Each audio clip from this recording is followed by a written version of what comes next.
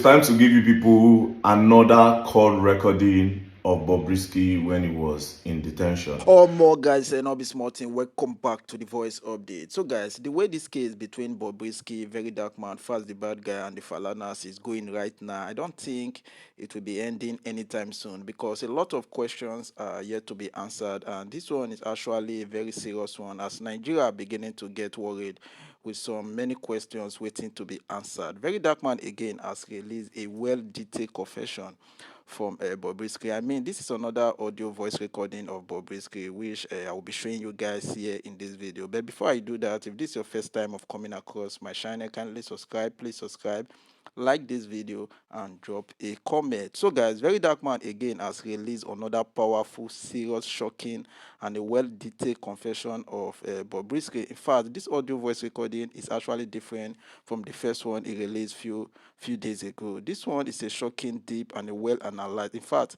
Verydarkman actually picked some very important points and evidence to prove that Bobrisky was not actually in the prison. I think this case will be for a long time because a lot of big names, the EFCC, the police, and the prison controller are all involved in this. Here is the video. Drop your comment at the comment section. Hello? Hello? Hello, hi. Bob, how you doing? I'm okay. You know, are you out yet? I'm not out there. Oh my God. Okay, so quick, but I don't have enough time because, I just had to, but the reason why I'm even trying to talk to you about this was obviously I've not been talking to anybody. People have been sending me so much messages about I've not been responding because I don't want anybody to know I have my phone. Yeah. So First things first, I don't want anybody to know I have my phone. That is why Bobrisky have not been responding to people sending him messages. But let's continue. So I only want to talk to somebody that I know that I can trust. Yeah. So obviously you knew what happened to me, right?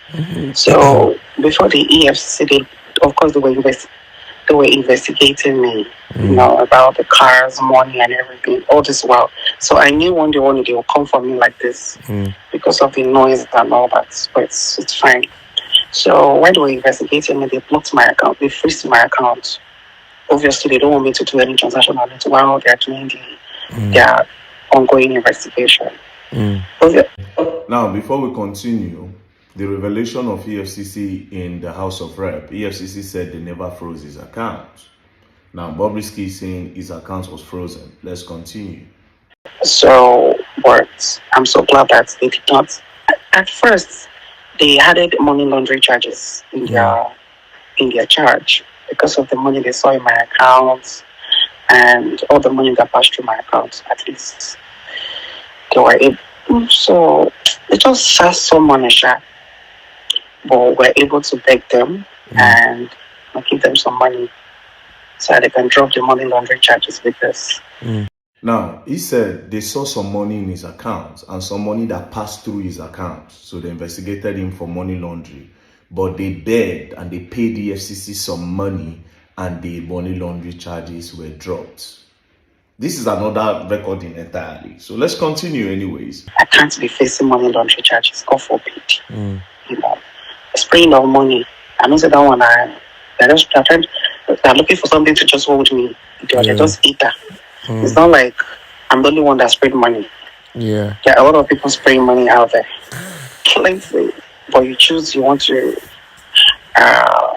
convince me because of spraying money. And that's quite weird. But me, I'm strong. And I'm ready for anything that comes my way. Because I don't know. No, obviously I knew the OMV, 8 hours. Shana only I knew one day to enter this, And another thing that made me happy was the fact that they did a proper investigation on me and they noticed that I am not into money laundering and I'm not into fraud. Yeah. Every money, the cars, they came to my house. They carried my car now. They carried my car. They carried everything, because they were doing they thought coming to me, they will see people I do business with. So EFCC went to his house, they carried his cars. While we were out in the House of Rep, EFCC said they did not freeze his account. Now, Bobrisky is saying his account was frozen and EFCC even went to his house to carry his car. Let's continue. This ring lights, bless you, don't be weak.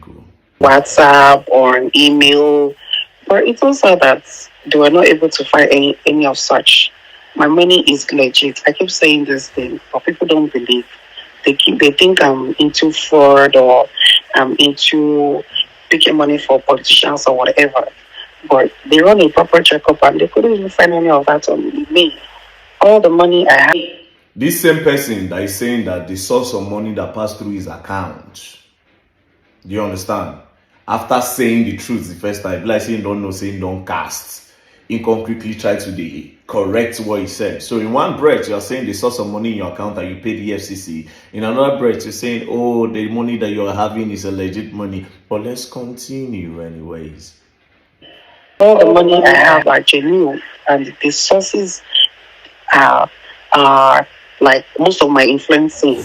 You know, like that day I called, the old man wants to pay me 10,000 pounds. And I think that it's for influencing. So, like people, they don't know how I charge a lot of money for influencing. They don't know, So, but I made them to understand that I charge as far as $100,000 to influence. $100,000 for influencing. $100,000 for influencing. EFCC will not go really invest. Nana, I'm really curious of the amount EFCC saw in this account. You understand? Okay, let's go on. So if you think you cannot do it, all fingers are equal. Some other people do it, and trust me, God bless the also. So they did all that, and obviously I met a very terrible judge.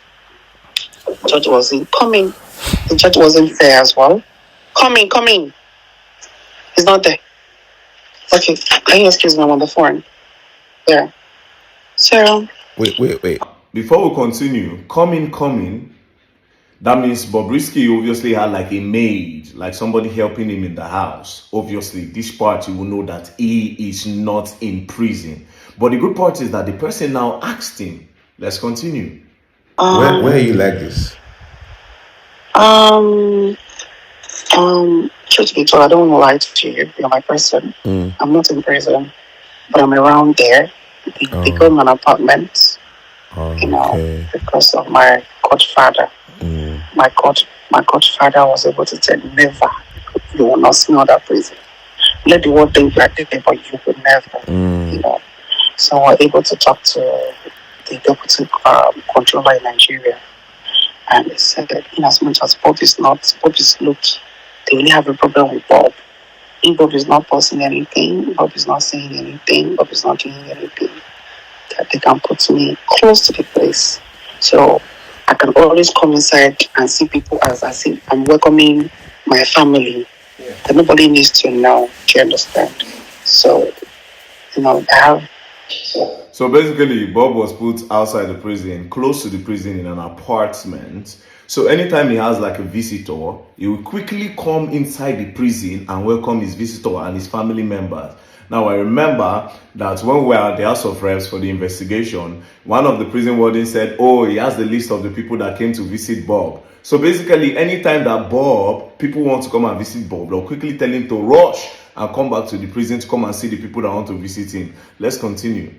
So I'm just close. I'm close to the premises, too, but I'm not in there because they are all scared of why do we want to put you in a male facility where they're scared of harassment and everything. So but nobody knows this information. It's just you. Okay. So yeah, that's that aside. Then secondly, my godfather has done a lot. That's why I don't want to call him for any more requests, because putting me out here alone in this apartment, I am well furnished apartment alone is something. He paid a whole lot. So my lawyer called me and said, so he got me a SAN.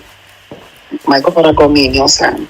So now we are trying to get the pardon from the federal. You heard, the Godfather gave him a son, got him a son.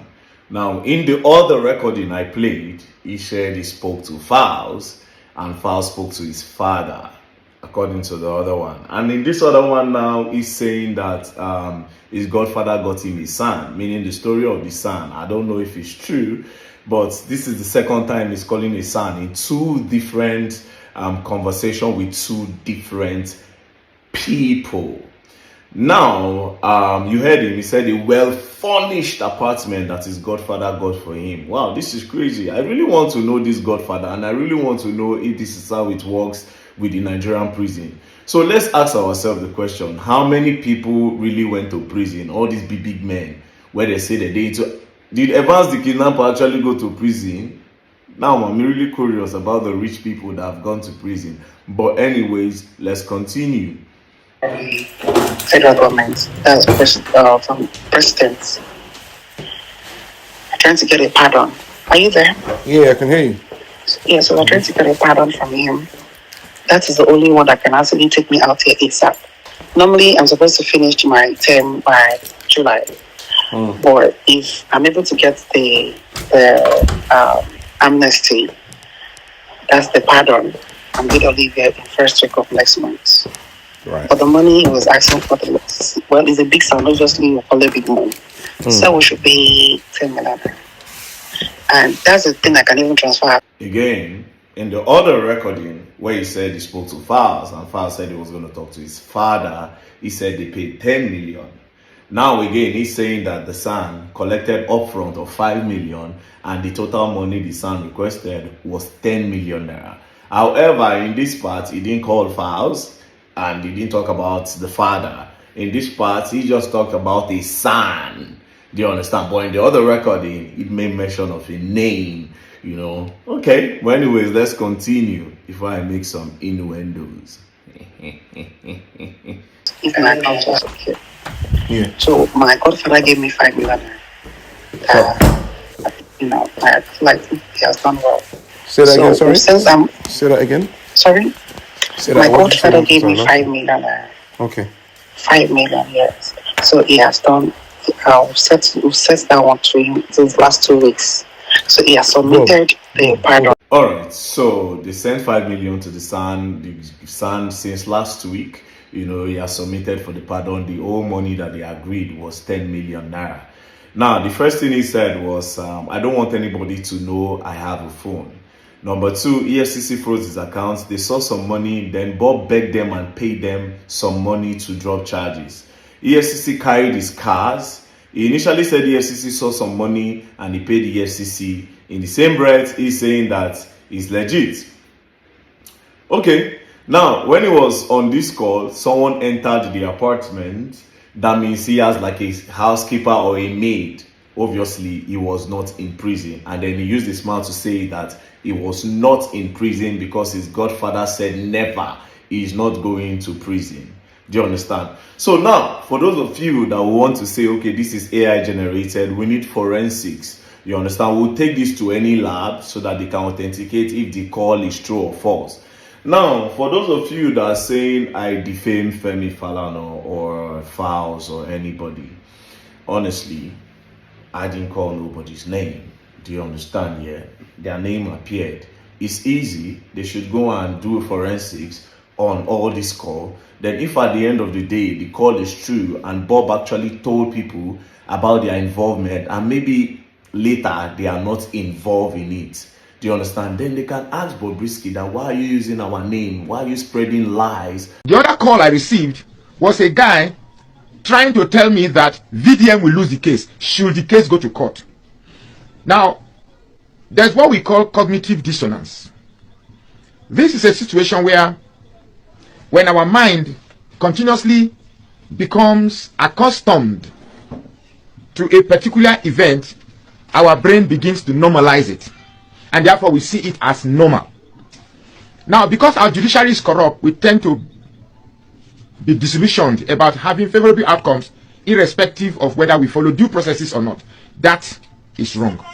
However, I was able to call my lawyer friend and said, what constitutes a defamation of character? What is it that constitutes a defamation of character? Now, for starters, for there to be a defamation of character, the purported statement must be untrue. That means the purported statement, that is the first criteria for there to be a defamation of character. The statement purported must be untrue. The purported statement must be untrue. I beg. Sorry. Don't call in now. I will open the line for calls. Bring the power bank. Don't call now. After the opening statement, we are going to call. But for now, don't call. The number to call